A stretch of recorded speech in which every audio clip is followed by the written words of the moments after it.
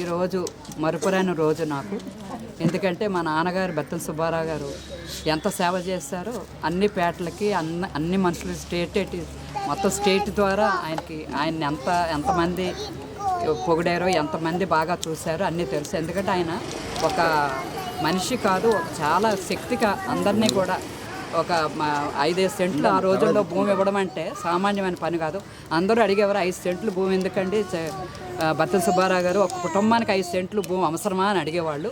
దానికి ఆయన ఒకటే మాట చెప్పాడు, కుటుంబం భార్యాభర్తలు ఒక కుటుంబం, వాళ్ళ తర్వాత వాళ్ళు పెళ్ళి అయితే వాళ్ళు పిల్లలు పుడతారు, పిల్లలు పుడతారు, వీళ్ళందరికీ కూడా ఒక మేకనో ఆవునో ఏదో ఒకటి పెంచుకుంటారు, వాళ్ళ కుటుంబ జీవనోపాధి కోసం అన్నట్టు నేను 5 సెంట్లు ఇస్తున్నాను, అంతేగాని ఇంకా వేరే ఉద్దేశం ఏం కాదు.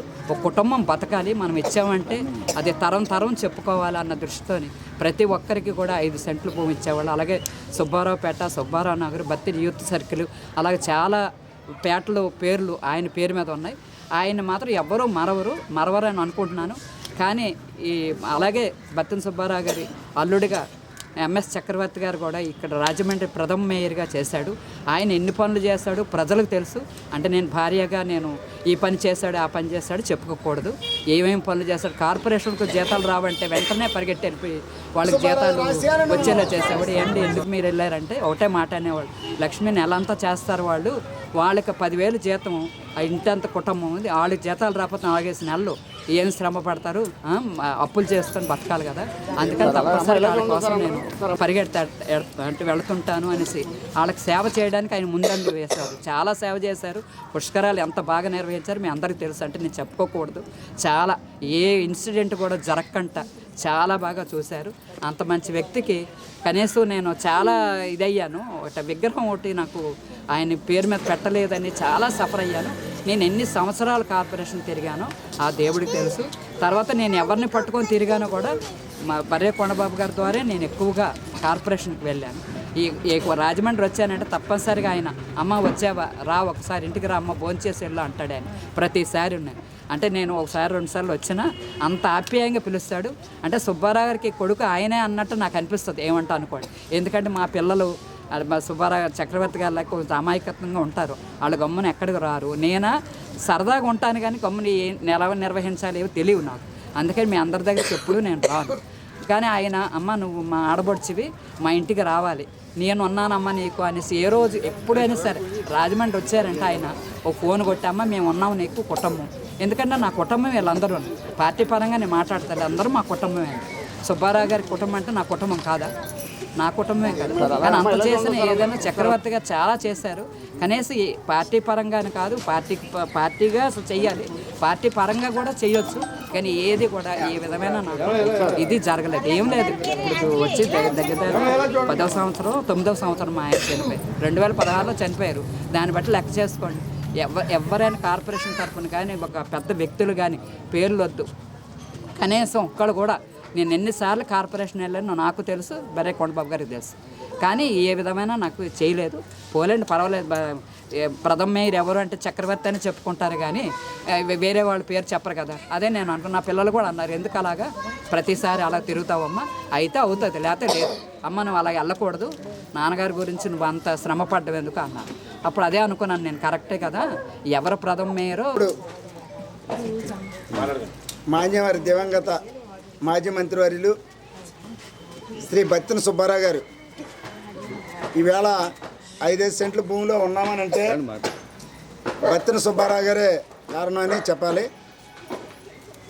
బత్తిన సుబ్బారావు గారి సేవా సమితి పేరు మీద సేవా కార్యక్రమాలు చేయాలనేటటువంటి ఉద్దేశంతో నేను నిన్న సమావేశం వేయడం జరిగింది.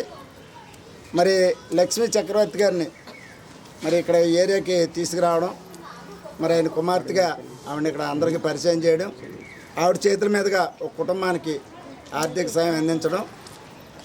ఇది కాకుండా మరి జిల్లాలో అంటే తూర్పుగోదావరి జిల్లా, కాకినాడ జిల్లా, బిఆర్ అంబేద్కర్ కోనసీమ జిల్లా 3 జిల్లాల్లోనూ బత్తిన సుబ్బారావు గారి పేరు మారు మోగే విధంగా మరి బత్తిన సుబ్బారావు గారి సేవా సమితి పనిచేస్తుందని చెప్పి తెలియజేస్తూ, మరి అదేవిధంగా మరి ఆయన కుమార్తె మరి లక్ష్మీ చక్రవర్తి గారిని ఎందుకు పిలుస్తున్నాం అంటే ఆవిడ మరి చక్రవర్తి గారి మిస్సెస్, మరి తొలి మేయర్గా ఆయన రాజమండ్రిలో మరి తొలి మేయర్గా నెగ్గారు. ఆయన డెవలప్మెంట్లు చేసినటువంటి విధంగా చూస్తే రాజమండ్రిలో ఆ రోజు పుష్కరాలు రావడం, ఆయన చేతుల మీద కోట్లాది రూపాయలు రాజమండ్రిలో మారుమూల ప్రాంతాన్ని కూడా డెవలప్ చేసుకుంటూ రోడ్లు కానీ, డ్రైన్లు కానీ, పైప్ లైన్లు కానీ, వీధి లైట్లు కానీ, మరుగుదొడ్లు కానీ, మరి గోదావరి నదీ తీరంలో ఉన్నటువంటి ఆ ప్రాంతాలన్నీ కానీ, మరి కందకం రోడ్డు కానీ, ఈ సేవా కేంద్రాలు కానీ, ఇంకా అనేకమైనవి, ఒకటే అర కాదు, చాలా కార్యక్రమాలు మరి చక్రవర్తి గారు కూడా చేశారు.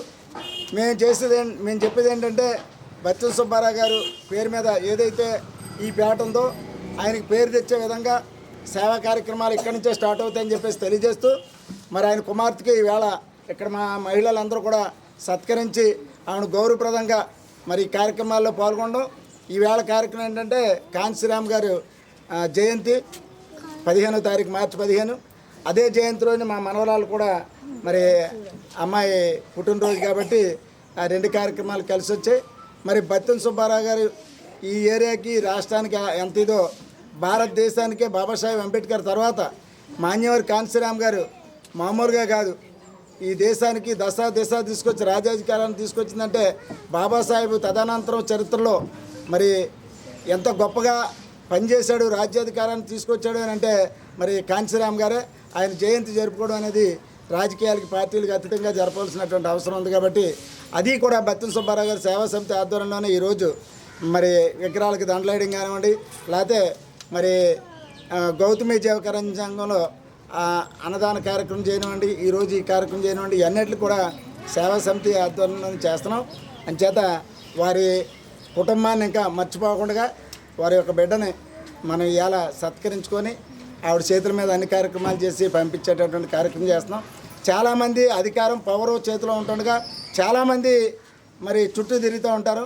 అది కాదు, అధికారం, పవర్ లేనప్పుడు కూడా వాళ్ళు గుర్తుంచుకొని మనం ఈ పేటలో బత్తుల సుబ్బారావు గారిని మర్చిపోకూడదు, వాళ్ళ కుటుంబాన్ని, వాళ్ళ బిడ్డనే కానీ వాళ్ళని ఎవరిని మర్చిపోకూడదు. అదేవిధంగా చక్రవర్తి గారు కూడా మరి పార్టీలు ఏదంటే అవనండి, అది నాకు అనవసరంగానే ఉండి, చక్రవర్తి గారు కూడా రాజకీయాలకి, పార్టీలకు అతీతంగా అందరినీ చిరునవ్వుతో ఆనందంగా పలకరించడం, ఆనందంగా పార్టీలు అక్కడ కౌన్సిల్లో కూడా కాసేపు కౌన్సిల్లో ఉన్నాను చెప్పే కానీ బయటకు వచ్చినప్పటికే అందరం కూడా ఒక అన్నదమ్ములా కలిసిమెలిసి పోయేటటువంటి విధంగా మరి ఆయన టైంలోనే నేను కార్పొరేటర్ అవ్వడం, స్టాండింగ్ కమిటీ చైర్మన్ అవడం నా అదృష్టంగా భావిస్తూ మరి ఆయన కూడా ఈ సందర్భంగా మరి లేనందువల్ల మేము కూడా చింతిస్తూ మరి వారి కుటుంబాన్ని మేము సత్కరించుకోవాలనేటటువంటి ఉద్దేశంతో మేము ఈరోజు ఈ కార్యక్రమం చేపట్టాం.